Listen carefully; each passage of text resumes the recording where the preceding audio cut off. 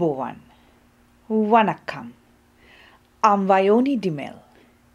This is Boston Lankan News, bringing you news, views and entertainment from Boston and USA.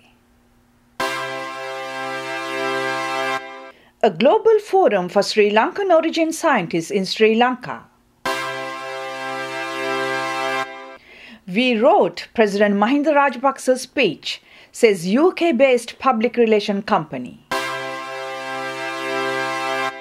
More awareness on AIDS in Sri Lanka to treat the AIDS HIV patients with dignity. Sri Lankan professor was stabbed in Chicago. Possible hate crime. Sri Lankan American author Pramod Kandanarachchi talking about his maiden novel, Heart Chakra. The Sri Lankan government will hold a global forum of Sri Lankan scientists from 13th to 15th this month to bring many Sri Lankan scientists, both expatriate and local, to one location. The forum, with theme Empowering Sri Lanka Through Networking and Knowledge Sharing, will be organized by the National Science Foundation in collaboration with the UNESCO.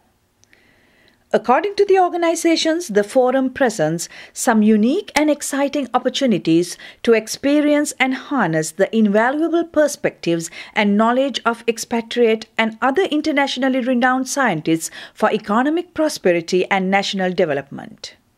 The scientists are urged to contribute towards the betterment of the country while developing a national strategy for collaboration in cutting-edge areas of science such as nanotechnology, biotechnology and green technology.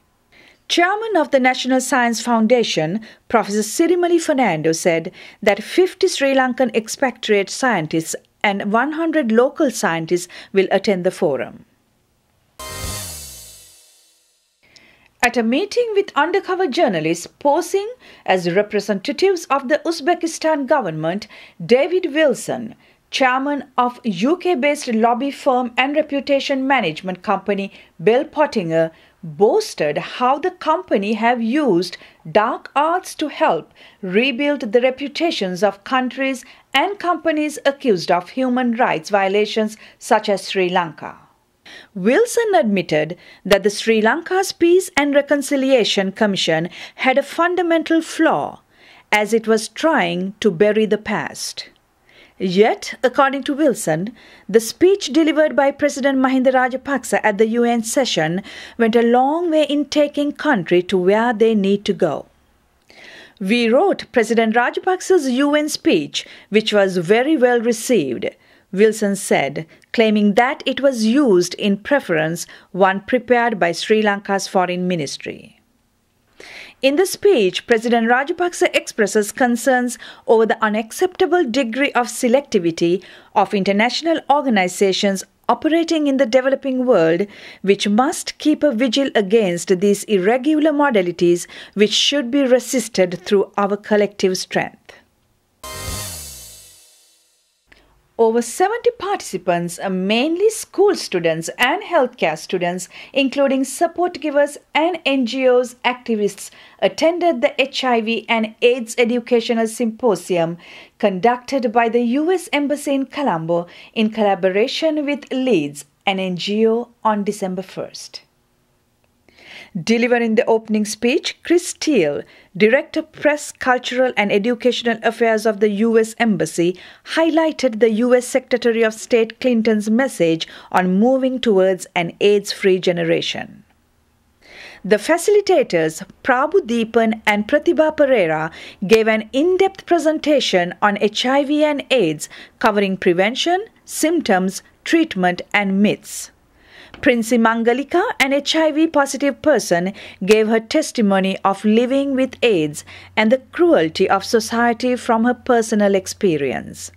She appealed that more such educational and awareness programs are conducted countrywide to dispel fear and encourage prevention of this deadly disease, which carries a social stigma among Sri Lankans due to ignorance. Students were encouraged to write their pledges and light a lamp at the end of the event to remember those who have died of AIDS and make a personal commitment and act on behalf of HIV and AIDS. There will be other HIV/AIDS educational symposiums in Ratnapura, Kandy, and Jaffna during next 2 months. A University of Illinois law professor waiting for a train to Chicago is hospitalized after he was stabbed in the throat Wednesday in a possible hate crime. The professor, 41-year-old Anuruddha Udeni Dhammika Dharmapala, has expertise in law and economics and tax policy. According to a witness account given to Champaign police, both Dharmapala and the suspect were sitting in the Amtrak waiting area when the suspect jumped up and shouted that this was his country. He then attacked Dharmapala, grabbing him around the neck. The witness then intervened, pulling the suspect away and discovering he had stabbed his victim in the neck with a utility knife. Champaign County State's Attorney Julie Wrights said other witnesses stepped forward to keep the situation under control until police arrived. Dharmapala was taken to Carl Hospital in Urbana. His condition was not available from the hospital. Assistant State's Attorney Steve Ziegler said Dharmapala had a cut about 6 inches long and bled a great deal. Police have charged 23-year-old Joshua Skaggs with attempted murder and 2 counts of aggravated battery. Bond has been set at $500,000 by the courts. According to the Assistant State's Attorney Ziegler, he decided not to charge Skaggs with a hate crime because the other charges have stiffer penalties. The Council on American Islamic Relations is calling for federal civil rights charges against the alleged attacker, according to a press release. According to investigators, the victim was singled out due to his perceived ethnicity, and the attacker allegedly committed the offense to, in his words, save his country. University of Illinois President Michael Hogan sent an email to faculty and staff expressing thanks to those who intervened to help Dharmapala. The thoughts of the entire university community are with the victim and with his family, wishing for a complete and speedy recovery, he said in his email. Pramod Kandanarachchi, a scientist, has achieved one of his lifelong dreams, that is to become a fictional writer. Pramod, a graduate from the University of Peradeniya, Sri Lanka, who obtained his PhD in chemistry from the University of Illinois, has co-authored a fictional novel, Heart Chakra. I'm with Dr. Pramod Kandanarachchi, the co-author of the book, Heart Chakra. Pramod, welcome. Thank you. Now, Pramod, we know that you are a scientist. What inspired or motivated you to write this book? First of all, thank you, Vani, for having me here. Before I forget, I want to let you know that I enjoy your show. Oh, thank you. Well, I'm a scientist because that is how I feed my family. But from the young age, I had interest in art and literature that I think, inherited from my father. Mm-hmm. He was an aspiring writer and he was even an actor. So do you mind telling us the name of your father? Yeah, his name was Lankan Kandanarachchi. He's no more. Mm-hmm. He actually acted in a couple of movies in 1960s, and he used to write a lot of newspaper articles Mm-hmm. and even screenplays. And when I was young, I did not realize it was my job to fulfill his dreams. And sadly, when I grew up, I changed directions. Mm-hmm. I became a scientist. Right. Mainly because that is how you could make a living, decent living. That's what they were telling us those days. Mm-hmm. So, however, I never forgotten that dream. Even after my father passed away, I always wanted to pursue arts and entertainment. So recently, about 2-3 years ago, one of my friends, Sam Disanayake, Sampath Disanayake, he encouraged me to do a book project with him. So we started this project a few years ago, and he had a lot of things to say, and I had a lot of things to say. So this book is an expression of our insights in a story format. I see. So could you tell us about the book? What is all about the book? Yeah, this book is written in the backdrop of our recent history, past 20 years. The main character is named Rohan, and he faced a lot of experiences and a lot of hardships, and in a way he represents most of the hardships and not so good and sometimes ugly experiences a lot of our countrymen went through. And also my friend Sam Disanayake, he wanted to describe the immigrant experience. So his own experiences that after migrating to Canada, the hardships the immigrants face, difficulties finding jobs, and the need to upgrade their skills. And I had so many other things to describe too.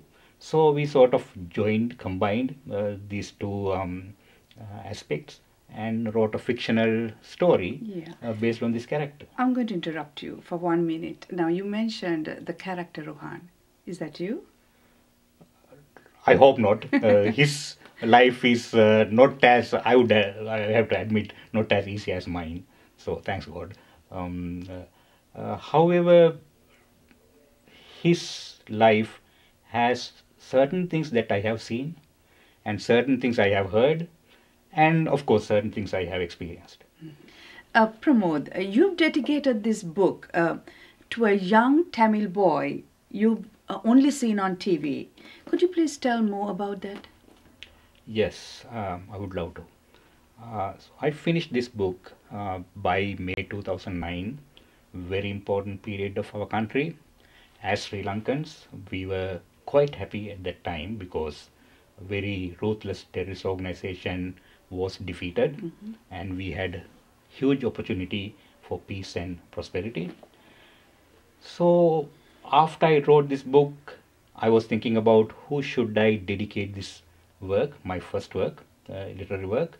So His Holiness 14th Dalai Lama of Tibet came to my mind first, because I have great respect to His Holiness.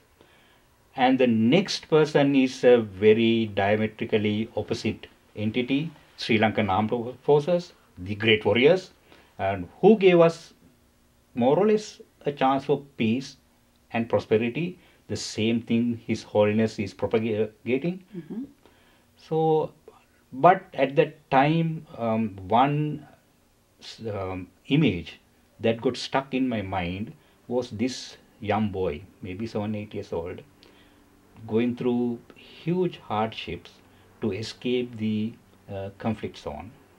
So I thought, as Sri Lankans, as a Sinhalese, as a Buddhist, maybe our hearts should be with the people who suffered. So this boy actually, in my mind, represented the people who suffered and people who deserves our attention now. So that is the reason I dedicated this book to him. That concludes our news edition. We meet you again with another news edition of News, Views and Entertainment from Boston and USA. Till then, goodbye.